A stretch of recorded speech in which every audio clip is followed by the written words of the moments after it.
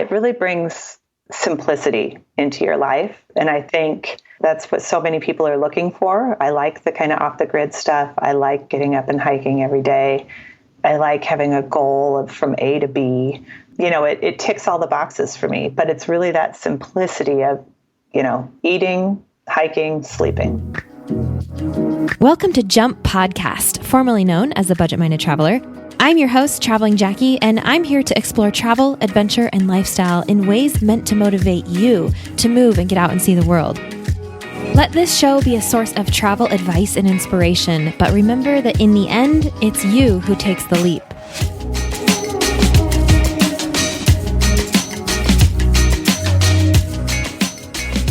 Hello, and welcome back to Jump. At the end of the last episode with Sherry Ott, which was about the Kumano-Kodo trails in Japan, I promised you a little world tour would be happening in this episode.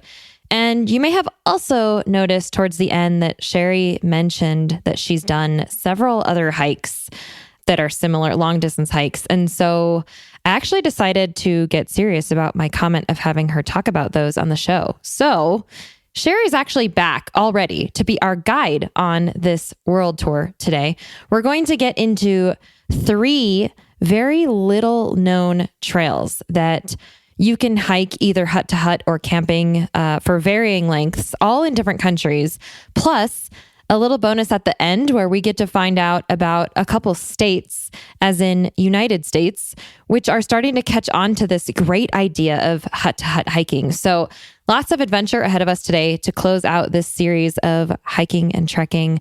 Also, if you are driving or treadmill running or whatever it is that you're doing and can't take notes, don't worry, because I've included links to Sherry's comprehensive blog posts full of details for all of these hikes on the show notes page at travelingjackie.com/podcast. So that is there for you if and when you forget the details that we're about to talk about today.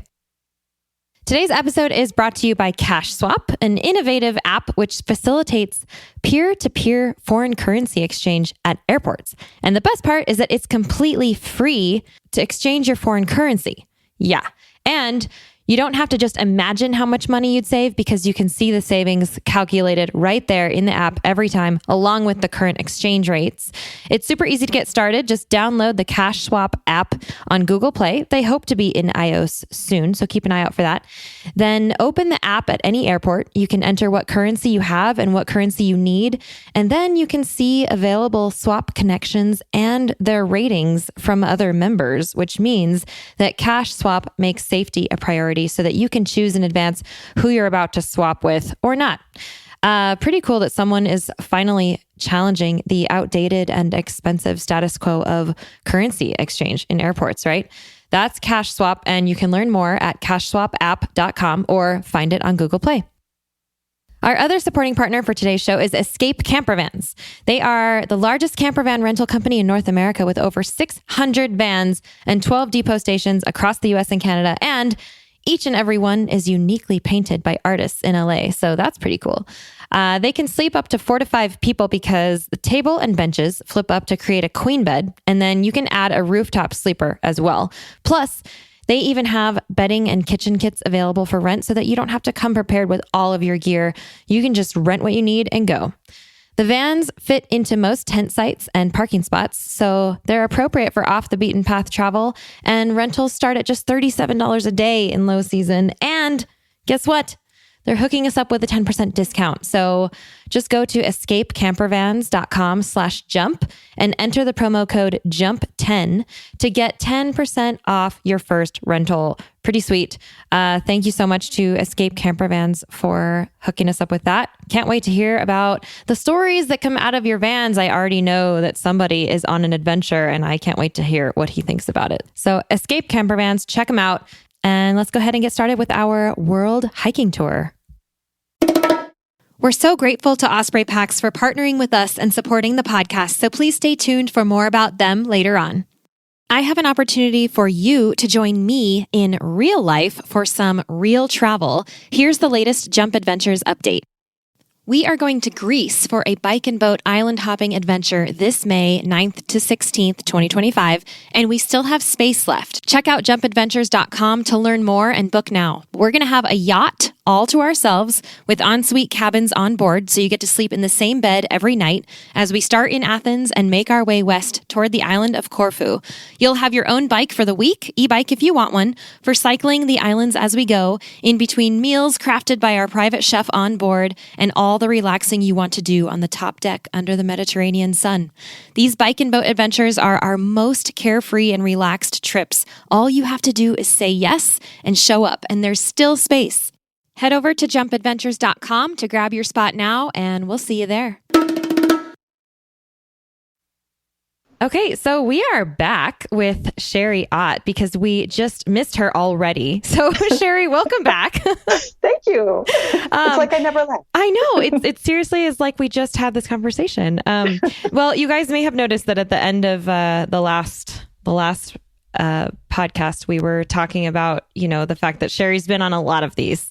And after we stopped recording, she just started listing them off. And I'm like, okay, let's actually talk about this seriously, because I feel like there's so many good nuggets in here. And like, you're teaching us about these things that we've not heard of that people need to know about, because I mean, for me specifically, one of the things, and I'm sure this resonates with you too, Sherry, but one of the things that is happening these days is over tourism, because guess what? Everybody knows about the Camino de Santiago. So guess where everybody's going? To the Camino, right? Yes, and definitely. So this is really cool because we're about to learn about at least 3 or 4 more hikes, long distance hikes that are available to us should we choose to accept the challenge of doing them. So, so Sherry, which ones are they? What are they? What are you going to talk about today? Well, and I'll first kind of preface this by, when I completed the Camino de Santiago, my first thought was like, oh my God, this was so awesome.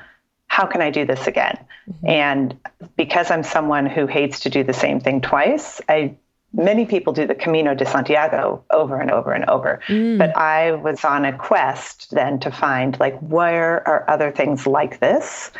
And that's what led me to find over the past, I'd say 7 years now, I've been like working on these anytime I can, as I hear of them. And it is becoming more popular. And the other thing is, you're right, the over tourism, I'm always looking for, like, what's the next great place that isn't crowded yet, that offers something similar to the Camino. Yeah. So that's kind of shaped your travels, actually, hasn't it? It really has. Absolutely. I think probably at least 1 or 2 a year, I try to do these. And granted, sometimes because of my schedule, I don't have time to do the whole thing, but I will do parts of it to get enough of a feel for it to be able to write about it as a whole. So yeah, because some of these, I mean, so many of these long distance hikes can take, over a month sometimes if you really do them that way. And I did the Camino like that, but that was back when you had time. Yes. You guys, Sherry travels constantly. It's a wonder you hold down a home base. Well, I'm definitely gone more than I'm here this year. Yeah. But so with that in mind, what I tried to do is kind of pick different places. And I have 3 or 4 I'm going to talk about today that we can highlight that are in different parts of different parts of the world, I should say. One that's in Norway, one that is another one in Spain, but just, like way overlooked. No one knows about it. And one that's in Turkey, which is a really interesting one. And then we're going to talk a little bit about what's happening in the United States with this style of hiking. Great. I'm excited about those ones too, because local backyard. I know. And it's exciting because this form of travel, this long distance hiking, pilgrimages are so popular right now. And how I define it is really kind of what I'm always looking for is, I guess, longer hikes, point A to point B, where you don't have to normally carry camping equipment and your own food, where you can do it from like village to village or place to place. Yeah. I love that because the gear is very restrictive. It's exclusive. It excludes a lot of people because they don't have the gear or they don't want to purchase the gear for one trip. Also, it's hard to travel with that gear. Yeah. Or also, like for someone like me or you, like we both used to be total nomads, like one bag, we can't carry all the camping gear at the same time. So the hut to hut stuff, I mean, you can jump on that as long as you have the clothing you need. You can jump on that no matter what your trip looks like, what kind of traveler you are. That is what I really like about it. And they're so easy and they're a little bit more comfortable. I am not opposed to camping. I love it. It's such an adventure. But sometimes it's like, okay, let's just get a hot meal and a roof over our head and have somebody else carry my bag. Exactly. And actually, one of the hikes we're going to talk about, the Turkey one, is kind of a combination of those things. So there are options, obviously, for both. But I try to find those things that have the lodging. Sometimes it's really nice lodging, and sometimes it's extremely basic with an outhouse, but it's still some sort of lodging. Yeah. So, cool. Okay, let's get into it. Okay, so we'll start with Norway because to me, first of all, it's called St. Olav Ways. St. Olav Ways. Is that with an F or a V? No, or how's it spelled? O-L-A-V. O-L-A-V. Olav. St. Olav Ways. Okay. Yes. And you'll also see it mentioned as, I'm going to murder this because I don't have a Scandinavian accent, but you'll also see it mentioned as Pilgrimsledden. Oh, Pilgrimsledden. Sweet. Okay. Yes. And more Norwegian for us. We just had a Norwegian episode a little ways back. So yeah. You know Jason Moore? Do you know Jason Moore from Zero to Travel? I've heard of that, but I don't know him. Yeah, he's another podcaster. It's sort of a different niche, I guess. But yeah, he lives in Norway. So he was on here teaching us some Norwegian that I absolutely butchered. I mean, yes, it is possible for me to butcher languages. And I did with that one. So yeah, no worries there. But the important thing is that you'll find it, if you search kind of for it, you'll see it referred to as both things, St. Olav Ways or Pilgrimsledden. These are a true pilgrim path, much like the Camino de Santiago. There are actually 7 paths. They all lead to the town of Trondheim, or they also call it Nidaros, because in ancient times it was called Nidaros. And basically, much like the Camino, you are walking these paths to get to Trondheim, to the cathedral where St. Olav is supposedly buried. They don't actually know that for sure. Okay. But the idea is get to this cathedral. So there's 7 paths. The most popular one is called Gudbrandsdalen. Yes. Took me forever to figure that one out. It is 399 miles total. So it would take you a good 4 weeks. And that is one that runs completely through Norway. It runs from Oslo, which is really cool because you can start in Oslo and just walk out of Oslo and ends in Trondheim. And what it does... That's a long ways. It is. Well, it's a month. Yeah. Yeah. Of constant walking every day. This is really similar to the Camino. It's it is. Okay.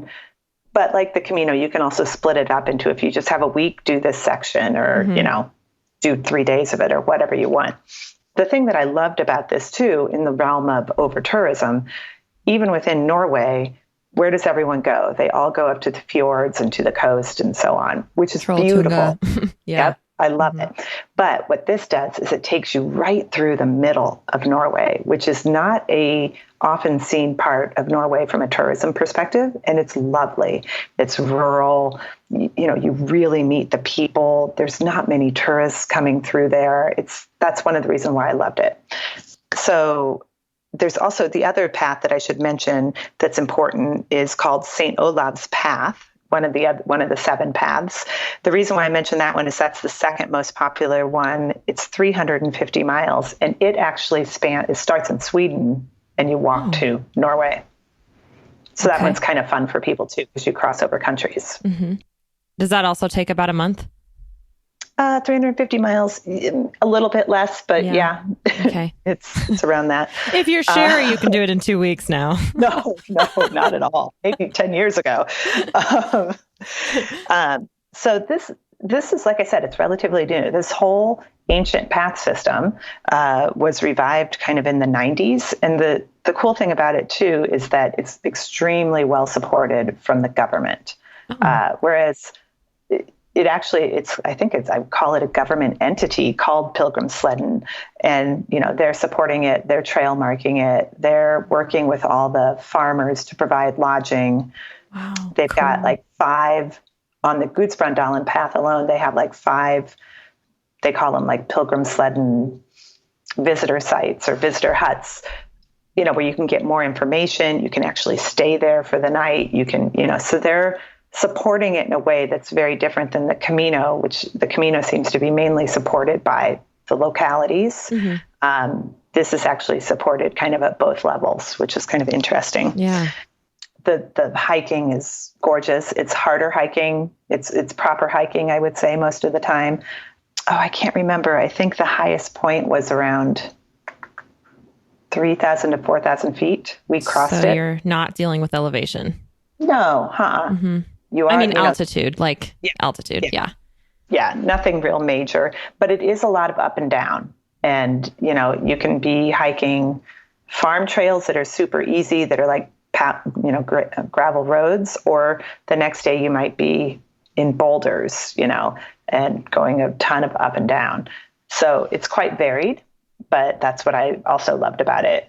When I did it, I did a week of it, but we did a week of very different sections of it. So we could see the different landscapes and see what it was kind of made up of. And it's really cool. The other thing I think to note is that this is one, however, because it is really new, you need to plan ahead on the lodging. So the other great thing is the government or the entity of Pilgrim Sleddon has this great website where you can do all your planning, because you need to reserve in advance. So you do need to have a plan.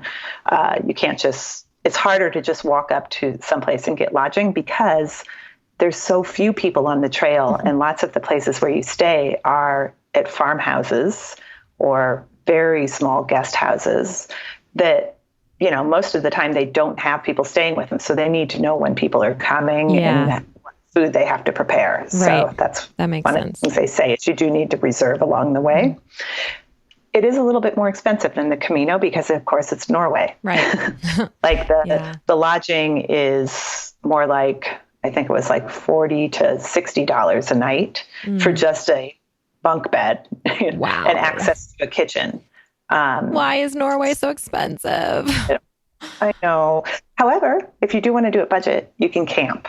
This is one where you can camp anywhere, because I don't know if you know this, but Norway has this, like, I can't remember what it's called, but it's like, you can camp anywhere. Yeah. Sweden has that too. There's like a special word for it, isn't there? It's like the outdoors is for everyone in one word or something like that. It's a great concept. I just don't know the word. Yeah. So you'll see people hiking along the way and just, pitching tents wherever. There, you would obviously have to plan out your food a bit. Mm-hmm. If you stay in the rural places, in the little pilgrims huts and stuff, there you can bring food, and there's always a kitchen facility that you can use. And normally, too, at some of these places, they'll also provide a dinner if you want to have them cook dinner, but you just need to let them know in advance. Yeah. One of the cool things about the lodges is the government's kind of working with these farms to help support them. And so many of them now have been old farms bought up or in the family, and they've redone them to really be they're incredible to stay in. They're just beautiful. They're rustic. The food is incredible. You get waffles and pancakes. And so that part's really nice.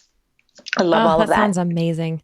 Quaint, beautiful. Yeah. Mm-hmm. And there's a bunch of history about this. It's really cool. I mean, St. Olav is kind of the guy for Scandinavia and for Norway. He was a Viking king, and he basically was the main person who united Norway and brought Christianity to the country. So there's some importance with him there. Mm-hmm. Obviously important also to Sweden. If you go to any of the Scandinavian countries, you'll hear about St. Olav. So you learn about him kind of throughout the way. It's really well sign marked. They do not do luggage transport yet, but they were working on it when I was there. Okay. So when were you there? Kind of last summer, last July. Summer. Okay. Yeah. That and one of sounds the things like probably a good time to go. Yeah. So this one's a little different too, because you can't hike it year round. It's Norway. So it's the main time I think is like May to September. Okay. Before you start running into issues of snow and, they don't closures and the huts aren't open and stuff like that. Yeah. So it is a much smaller time period, but also some numbers that they had.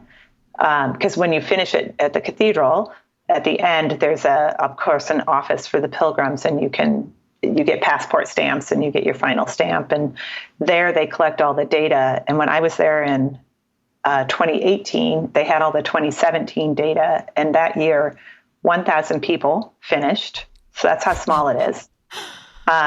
And this was my favorite. They had a world map up at the end, and they had, the people who finished, and they, had the little map marks there. There were only 4 people from the United States at that time in July. Wow. Oh, so far goodness. in 20. Yeah. Yeah. So that, it's really undiscovered. And I think that's probably the thing that excites me the most about it. However, it's Norway. It's safe. You can hike alone. You can do solo hiking. You just have to be, pretty prepared with food and stuff like that. You have to carry a little bit more sometimes in your pack, but it's a great, alternative to the Camino de Santiago, and something really different and a really cool way to see Norway and get really engrossed and intertwined with the people there who live kind of in the middle. Yeah. Just of Norway, as I call it. Do you think, so if you wanted to go and do it camping, like if you decided I'm going to take a month and go spend a month in Norway and hike this trail, I'm bringing my camping gear, you could start in Oslo and kind of stock up. And then are there places along the way, like villages, like stores? And even if you want to camp, if you go to that Pilgrim Sledding website that helps you plan the stuff, it will tell you along the route, here's the stores and stuff like that. So I would guess you will hit a village at least every 2 days. Okay. If not more. That's totally doable. So, yeah. So you have to carry a ton of food, and it would be a way to do it rather cheaply. Okay. Right. Yeah. So, and mostly when we were hiking it, I mainly saw Germans. Lots of Germans. The Germans. Man, you gotta love the Germans. They're like seriously everywhere, and they're always hiking with their poles. I know they are. I know. However, when we talked last week or whatever about the Kumanu Kodo, I never met one German, which was really surprising. Hey, wow, amazing. That's funny. They haven't found it yet. Yeah, guess not. So yeah. So that's St. Olaf Ways, which is super. Cool. Norway. Norway. So high on my bucket list. Yeah. Okay. And the food. Oh my God, the food was wonderful. What was the food like?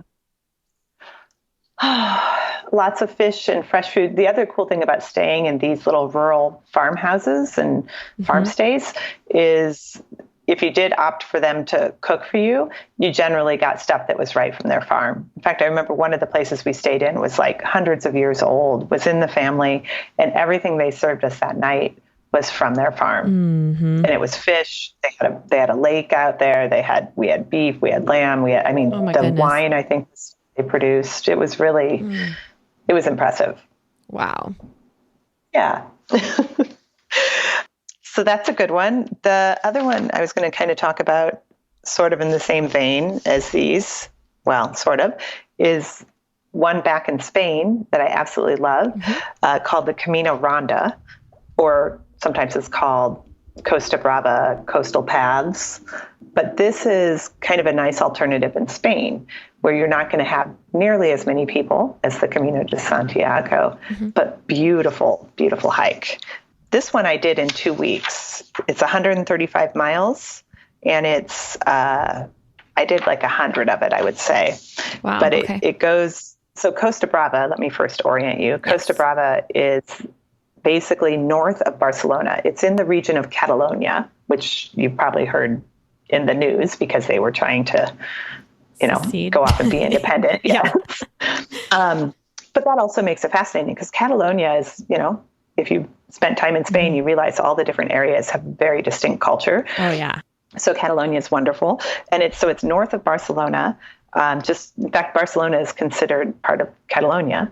And it runs up from north of Barcelona up to the French border. Along the coast, right? Yes. So that's the Costa Brava. Here's another fun fact about Costa Brava. That's where you and I originally met in person. Oh my God. Was that at TX? Yeah. Like 4 years ago, I think. At least 5. Yeah. No. It was 4 years ago. That's where we met in person. Yeah. Yeah. And then lots of times since then. So, yeah. Wow. I love those stories. Starting out then, weren't you? No, really? I had been going for 2 years already at that point. Okay. But that was the year that I went nomadic. So I suppose there's a different way of starting out. Yes, that happened that year. Yeah. So, yeah. Oh, yeah, that was a fun trip. I actually walked a little bit of this trail during that trip too. Oh. But then, because I had my eye on this trail for a long time, it's a really popular trail for day hikes too. So this is one that you can easily do a day. You can do 5 days. You can do 3 days. It's great for that. And then I was so interested in it, I came back, I think it was the next year or 2 years later, and hiked the whole thing. And I wrote an ebook about it that is downloadable for free on their website, on the Costa Brava website. But it basically has all this kind of standard information in it about how to do it and what the trail is like. So the Camí de Ronda is basically an ancient path along the coast that runs up the coast of Spain. So it's the Mediterranean. And it used to be used for how people got from fishing village to fishing village, obviously. Mm-hmm. And then at one point, it was also kind of used for, patrolling the waters. So like police would be on the path to make sure people weren't bringing in bootleg stuff and all this. Okay, so yeah. That was kind of interesting. But recently they've revived the paths and they've been kind of clearing them and maintaining them now and signposting them so that you can walk this complete path. The thing that I liked about this was it was a proper hike. You know, you had all kinds of terrain. It was a lot of up and down. There was no altitude. But the coolest thing here is because it's along the coast, you hike into and actually on a bunch of these secluded little hidden beaches that you would never know exist unless you maybe had a kayak or a boat or something. Yeah. So it's really beautiful. It's that seaside kind of feel. You easily walk to a village every day and stay there at night. And the food is incredible. I mean, this is a part of Spain that has tons of Michelin stars. You can actually even eat at Michelin star restaurants if you want along the trail. We did, I think, once. But I mean, the food is great. It's all seafood. And each little region has, a different seafood they're known for, which is fun. There is luggage transport, which is awesome. Yay. Yeah, I'm a fan. I actually hiked this with my dad, who at the time was 80, I think. So it was nice to just carry a day pack and move our stuff every day. Yeah. Yeah. Yeah. So what a neat idea. It's hard. Yeah. It's a hard hike, but my dad did it at 80. So it's doable for anyone. Yeah. No excuses. Yeah. Exactly. Pretty sure I don't have any 80-year-old listeners out there. So, no excuses for you guys. That's true. And it's definitely challenging. And it takes you to some of these incredible little towns that are so picturesque. Like Cadaqués reminds me so much of like Santorini, Greece. It's this white town, all these white buildings tucked away. It's gorgeous. Also along the way, which is kind of neat, is you can do a lot of cultural things. There's a bunch of museums at all these different towns along the way. So, you can take a rest day and go to the fish museum. You can go see Salvador Dali, his house and his museum that's right on the coast. So you can kind of do all kinds of stuff. The other cool thing is as you walk the whole coast, you change landscapes. So it goes from like really a ton of trees and cliffs, basically, to this like treeless, rocky, just, plain rocky outcrop type stuff. No trees, heavy wind area. So yeah, it's just, you get a variety of stuff, but it's a really comfortable, like, through hike, I would say, because of the villages and the types of places you can stay.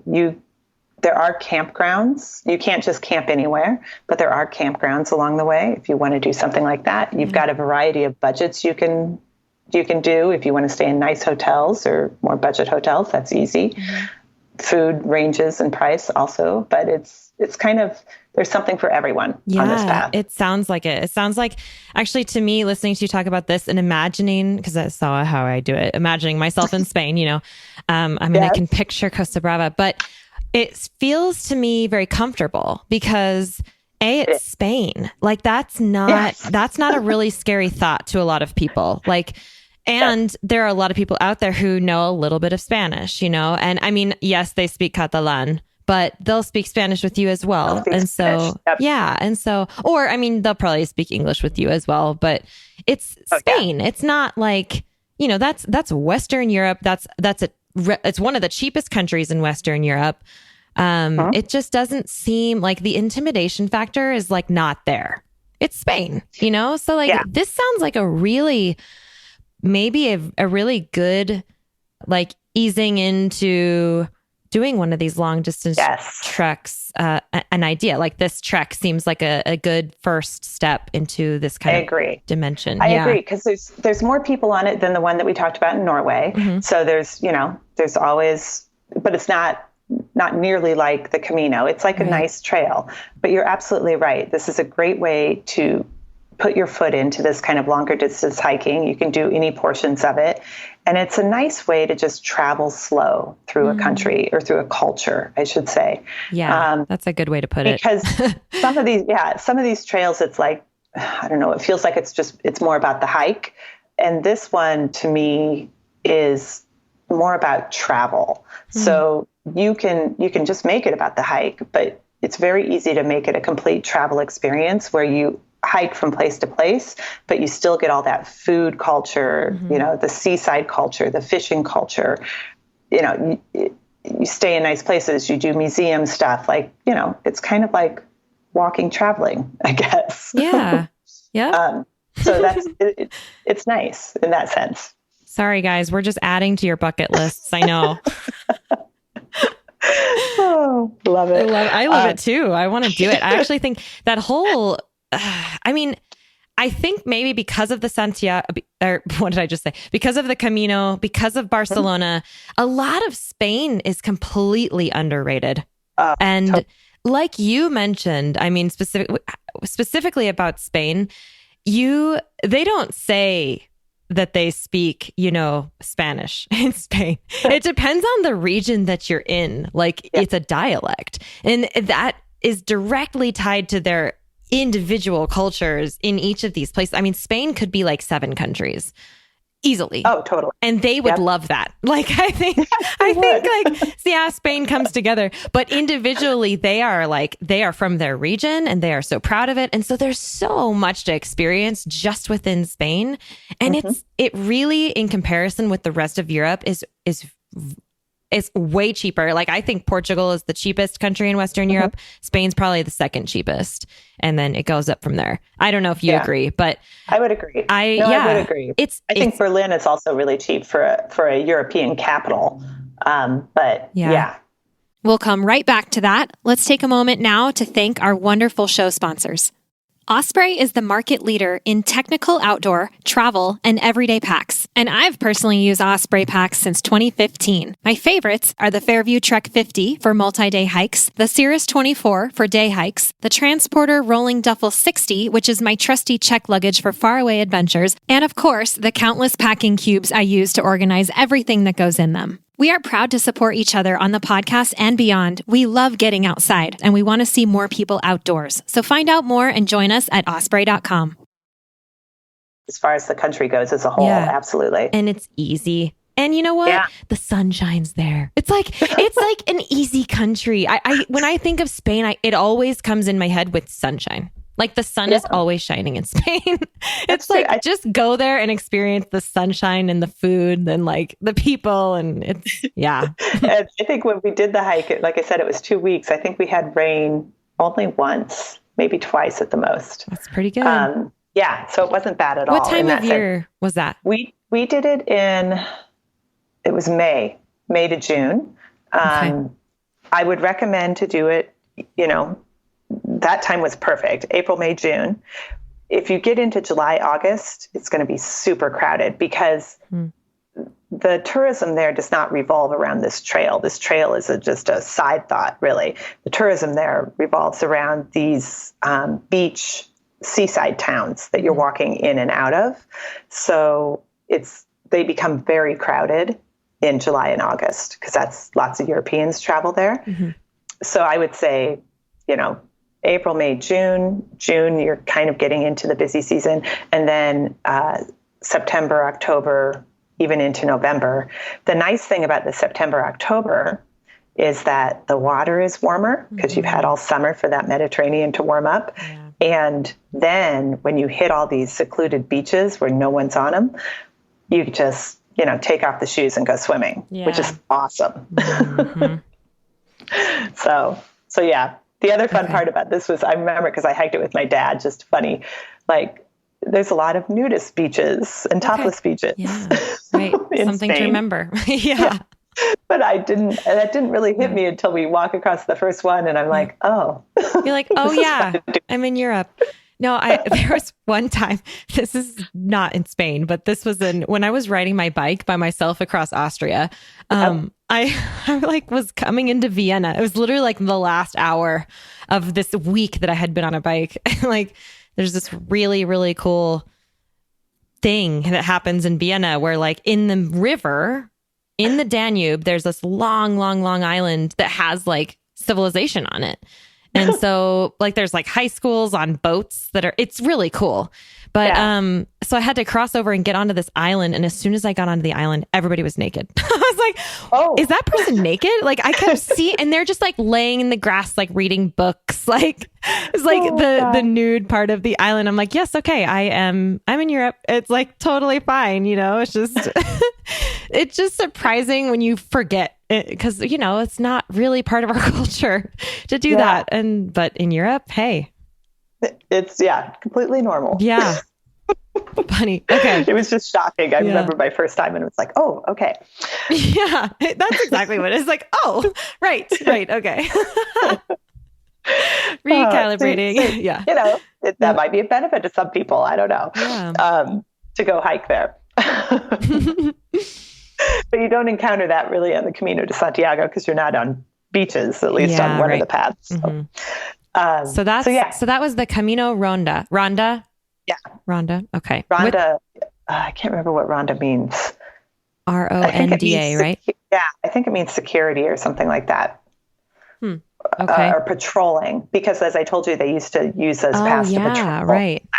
Stuff. Mm-hmm. Okay. So, yeah. Okay. And now for a complete switch. Yeah. Where are we going next? We'll take you over to Turkey. So completely different environment and a different kind of hike. So this one is called the Lycian Way, Lycian. Lycian,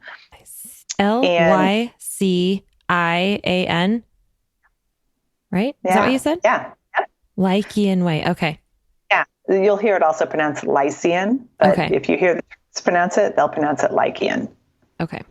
Yeah. This one this was the first one I did after the Camino de Santiago. In fact, I heard about this when I was hiking the Camino and I was talking to someone, I think it was a father-son from New Zealand. And they were like, I said, I love this. And I want to find other there has to be other places like this around the world. And they said, yes, go do the Lycian Way. And they had done it, I think the year before. So they're the ones who turned me onto it. And I started researching it and realized, wow, this is cool. Mm-hmm. I love Turkey, one of my favorite places. Mm-hmm. This is also considered a Mediterranean hike. It's in the southern part of Turkey. Okay. Takes you along the southern coast. It's all coastal. And it is about 300 miles. Oops, here. I need to turn off my phone. I'm like, what's that noise? It's 300 miles. And it'll take you a good 4 weeks, though, too, if you do the whole thing. It runs from the town of Fethiye to Antalya. And you might have heard of Antalya because that's a pretty big town along the coast, but Fethiye is a little bit smaller. But that way you can kind of find it on the map if you look for those towns. So I actually only did half of this. So I met another couple, friends of mine, who did the whole thing. I met them halfway to hike with them. So, in fact, I'm trying to remember the name of the town that I met them in. Kash, Kas. So that's a nice halfway point. And a very popular kind of stop for travelers and locals because it's a great boating spot. It's a bunch of boats go out from there, and it's a really cute seaside town. Now, this trail, honestly, this trail kicked my butt, but it was mainly because I wasn't really well trained for it. And this trail, different from the other ones we've talked about, does not it's not easy to connect town by town. So that means that we had to carry tents and food and water. So my pack was much heavier, which that's what I wasn't trained for. So this is really a mix between like true backpacking and kind of one of these pilgrimage type paths, these through hikes. About every 2 or 3 days, probably about every 3 days, we would be able to stay in a village. We could stop in a village and stay in a guest house and so on. And then the days in between, we had our tents and we would just camp. And for food, because we were trying to lighten the load, we did not take, a camp stove or any of that stuff. We would just basically, stock up when we were in these villages.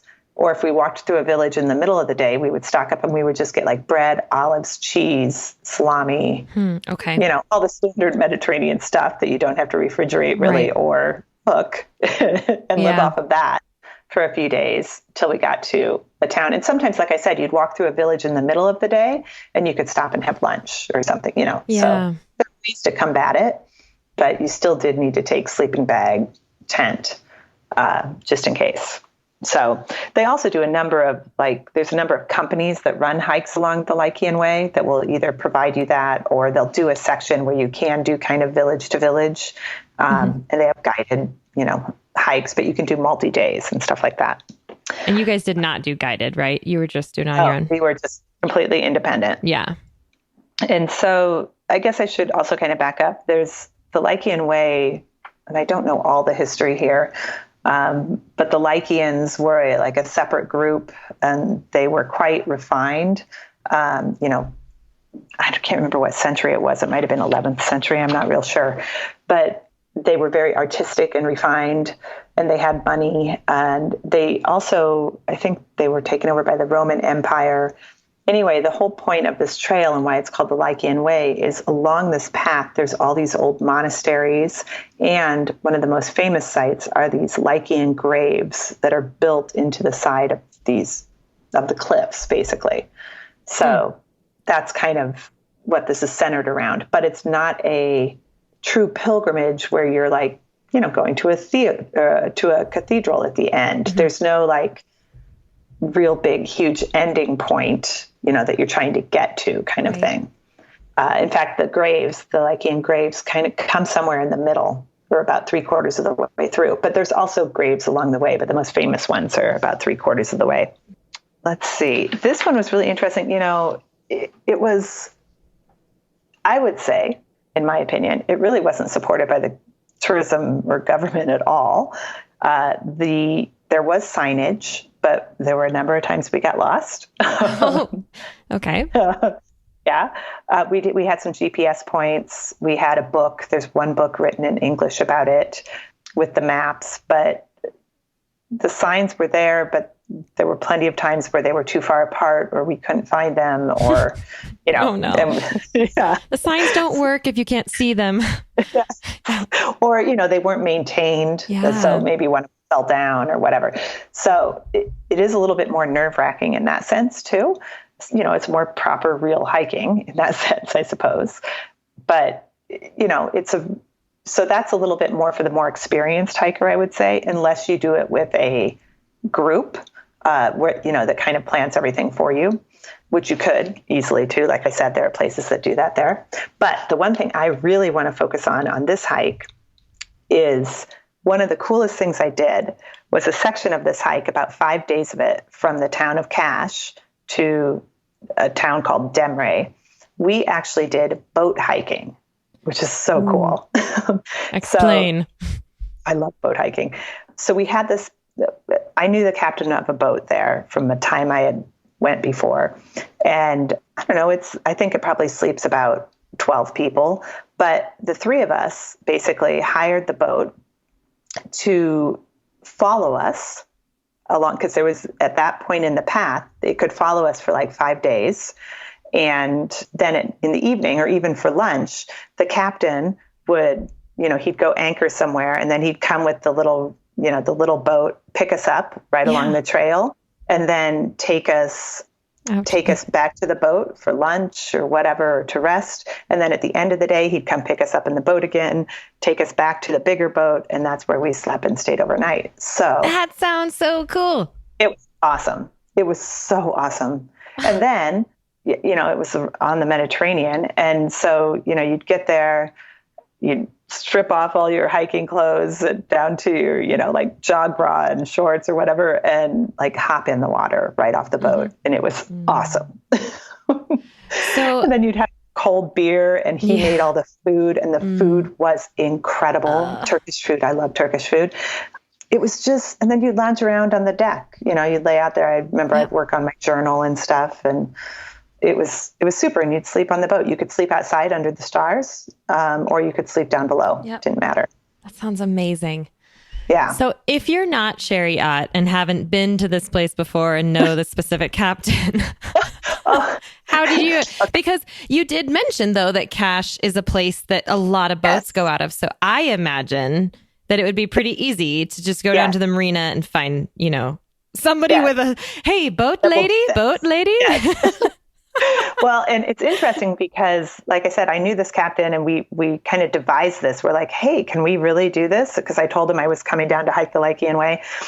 And we might have been, I think he had done it before for some people, but like we were some of the first that he was doing this for. And when I went out and looked recently, because I had someone ask me about this particular trip, he's actually made this a whole bookable thing now. Woo-hoo! Okay. So you can go to his website and just book the 5 days, and he will follow you in the boat, and you can walk the Lycian Way for 5 days. Don't have to camp. Don't have to carry your food. That's so cool. Great. So I imagine he's doing it. A bunch of other boat captains are also doing it out of Cache. Love it.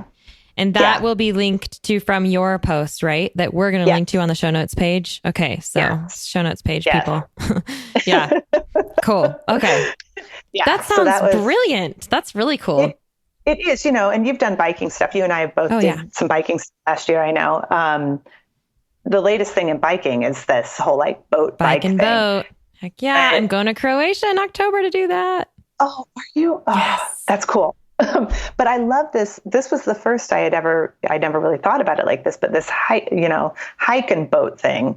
And I'd never encountered it before, but it's brilliant. I loved it. And I think it's something that could really catch on. Mm-hmm. So who knows, we might be on the start of something for tourism. Yeah. You heard it here first. Cool. Okay. But yeah, so that I highly recommend go check that out.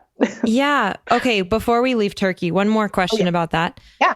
Let's talk about safety in Turkey, because I find it interesting. You were here. You did this in like, what was it? 2017, maybe? When did you do it?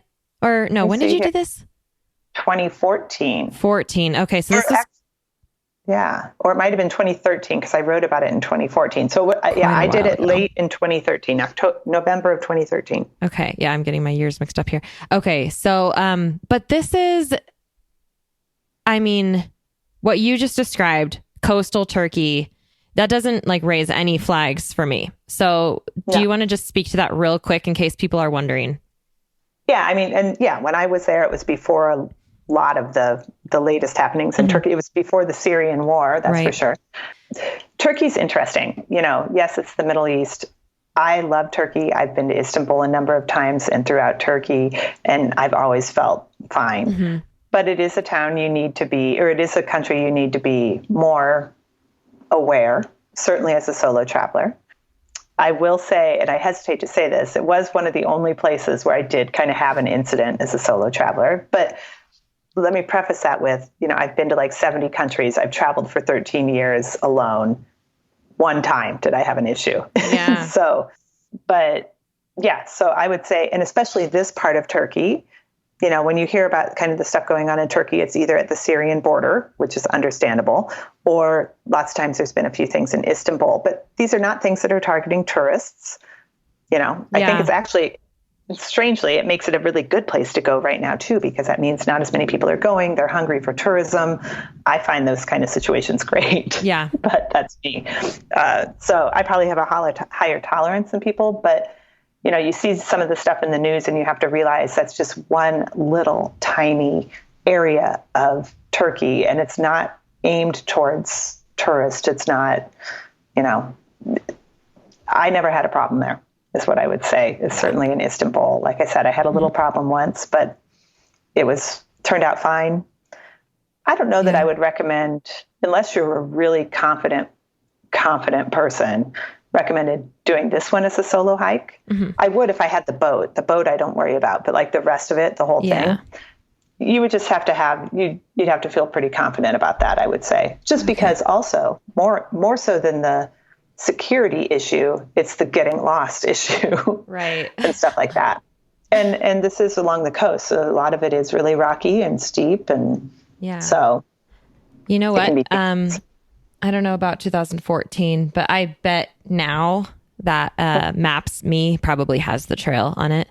Do you ever use Maps.me? I use that all the time. It's so great. As long as you have the region downloaded, but like while you're still on Wi-Fi, it's great for like driving traffic, but it's also, I use it constantly for trails because all the trails end up on it. Basically where people are gets mapped out. And so interesting.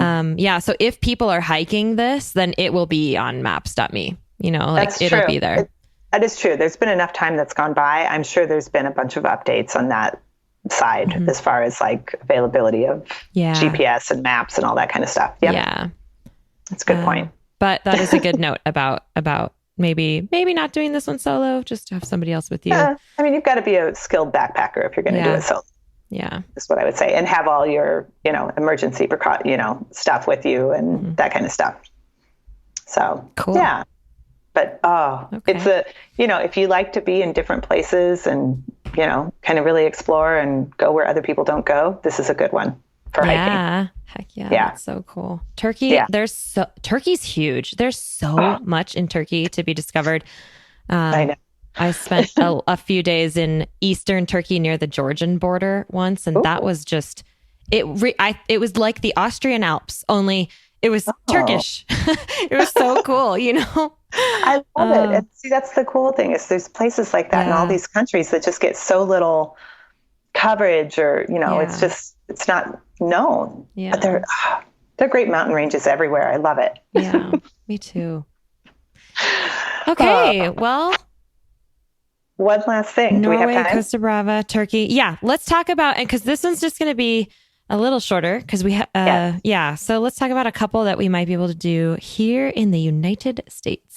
So this form of hiking, what I kind of call a European kind of form of hiking, these pilgrim paths, these through hikes, hut to hut hiking, whatever you want to call it, is starting to come to the U.S. So that's the good news. Yay. But it's still kind of in the early stages. I mean, granted, we have the Appalachian Trail, we have the Pacific Coast Trail. Those are completely different animals than what I'm talking about here because those are camping, backpacking only. Trails. Wilderness. Yeah. Like you're out there by yourself. So I want to be clear. Yes, I know there are those trails, but the hut to hut stuff is still a little bit new in that European style where they potentially move luggage and provide food and lodging. However, last fall, I was turned on to one of the coolest things. Maine, the state of Maine, has a hut-to-hut system that is incredible. So it's called Maine Huts and Trails.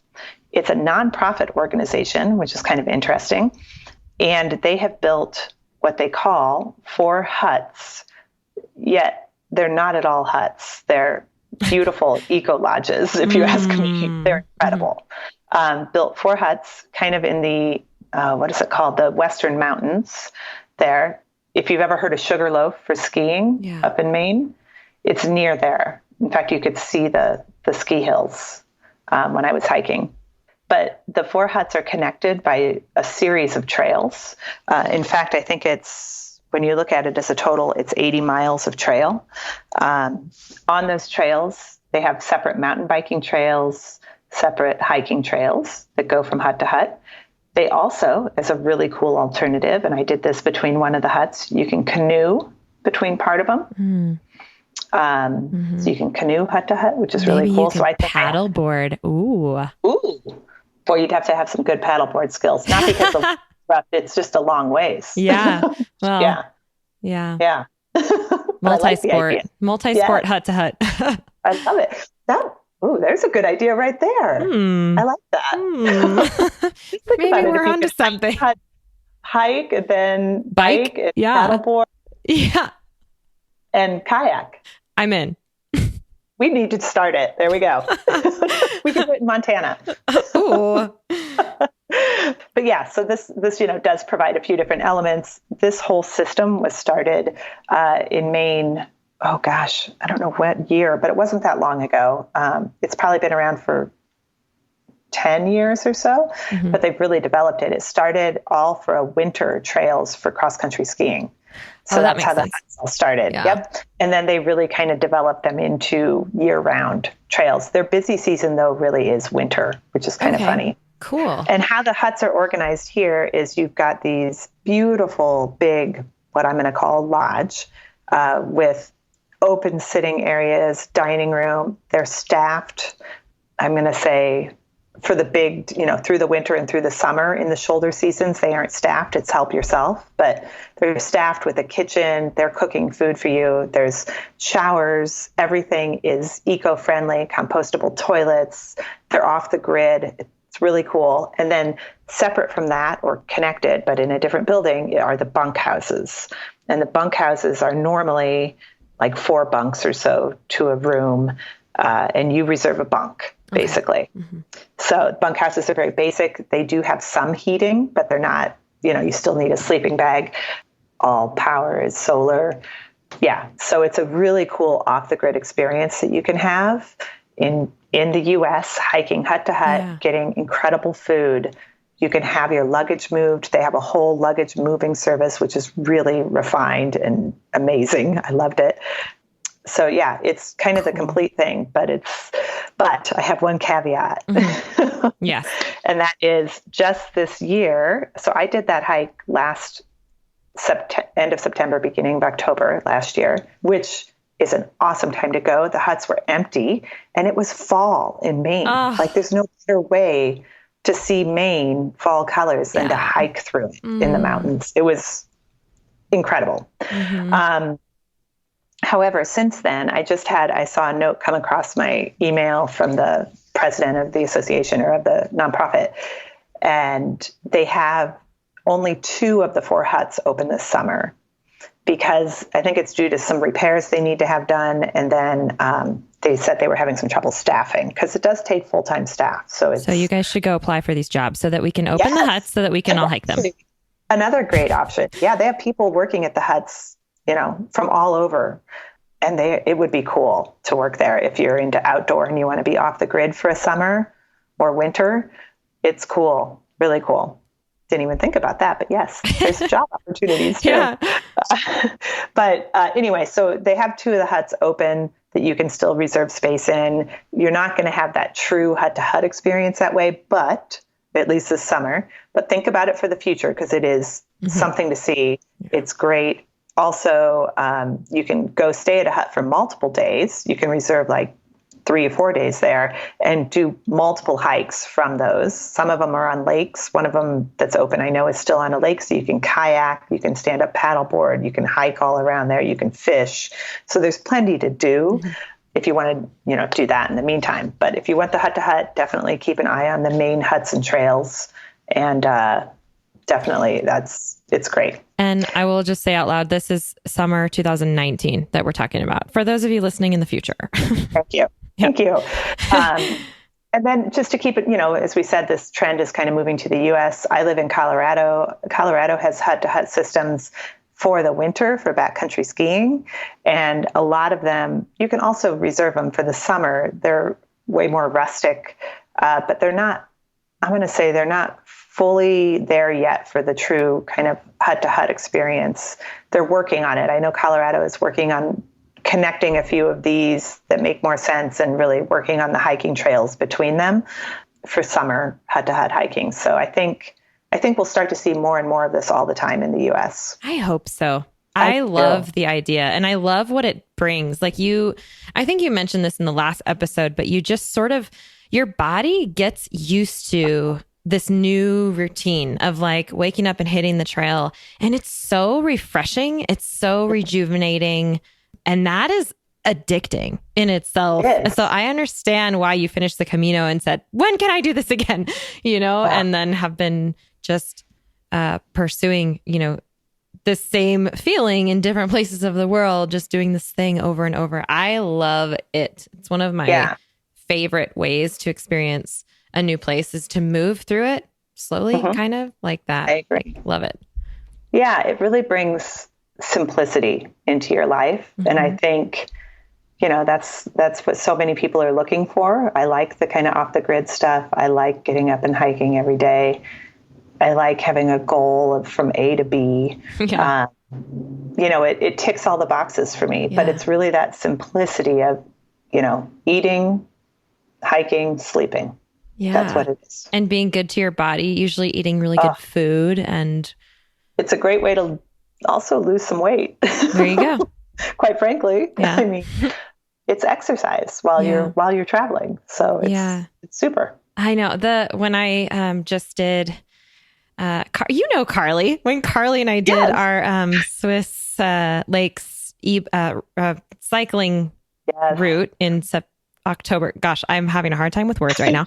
One of the things that I couldn't get over, it felt like we spent a week at the spa. And I know that might sound strange because we were hauling our butts up these hills, for a week, but we worked really hard every day, but to the point where your body's like, yes, I love this. Give me more. And there's fresh air and beautiful views everywhere that you look. And every time we got to our hotel at night, we had such a sense of achievement just from what we had done that day. And then an amazing meal, usually fondue, was awaiting us along with some sort of hot water. Usually some sort of spa was involved. And I can't recommend that enough. If you have the option to go and do the hot tub or whatever it is that you might have the option to do at these places, because it just adds to it. It felt like we spent a week at the spa. It was the most rejuvenating thing. I'm like, how did this happen? I feel like I just did a wellness week, and I happened to also bike 150 miles across Switzerland. Yeah. And you're right. That sense of accomplishment when you challenge yourself, man, that lasts for a long time. It boosts your confidence. There's nothing bad about this. Yeah. It's good for your body, your mind, everything. Yeah, everything. Yeah. And it doesn't take up that much of your life. No. Yeah. And all of these things can be done in a week if you want. You can do portions of them in a week or whatever you want. So it meets our crazy U.S. vacation requirements. Oh. Wah, wah. Yeah. Bringing everybody back down from the dream bubble. Thanks. just a little reality. Yeah. No. I do know that not everyone can take 4 weeks off. Yeah. But all of these things can be done to fit whatever schedule you have, really. So. Yeah, there you go. Cool. Yeah. This has been very enlightening. Thank you for teaching us about all these cool trails all over the world that we could be doing, that people are writing down right now to add to their lists. I hope so. Yeah. They're great. And as a reminder, you guys, we're going to have notes for, Sherry has very organized notes for all of these trails. on her blog. And so they're all going to be specifically linked to from the show notes page, travelingjackie.com/podcast. So now you put it out there, you've got to do it. Oh yeah, I'm doing it. This is they keep me accountable all the time. I don't even know if they realize that, but I say things out loud because then I do them. Exactly. Yeah. I've grown used to that. Thank you guys, by the way. Yeah. All right. Sherry, anything else that you want to add before we take off today? No. Well, Okay. I'll just once again say, because I said it, I think the last time, if you want to go hiking with me, I'm doing it in Ireland in October. That's right. Yeah. Okay. So yeah, come to my website. You'll find the information about the Ireland hiking. It's for a week. Yeah. There you go. You can afford a week. Okay. Yes. Otsworld.com. Yeah. Yeah. Cool. Okay. Well, again, Sherry, this has been so fun. I'm so glad we've been able to connect over this. I tend to really geek out about hiking, and I'm glad I can have somebody to do that with. So I hope you guys all enjoyed that. Yes. And yeah, great. So you know where to find Sherry if you have questions about these things. Otsworld, Instagram or website. So yeah. Yes. Okay. Thank you. Thank you so much. I'll talk to you later. Okay. Bye. Okay, once again, thanks so much to Sherry for taking the extra time again to be here to share all of this great information with us. Go check out her stuff at Otsworld, that's OTT, otsworld.com, or at Otsworld on Instagram. And if that's too hard to remember, you can find links to each hike that we discussed here today on the show notes page at travelingjackie.com/podcast, or you can hit me up at travelingjackie on Instagram. If you want to connect with Sherry, I can facilitate that for you. So thank you for indulging me as we explored all of these wonderful opportunities to hike all around the world, because it's one of my favorite subjects. So I will be back soon to kick off a new series with you in the next episode. So stay tuned for that. Thanks for being here and safe travels.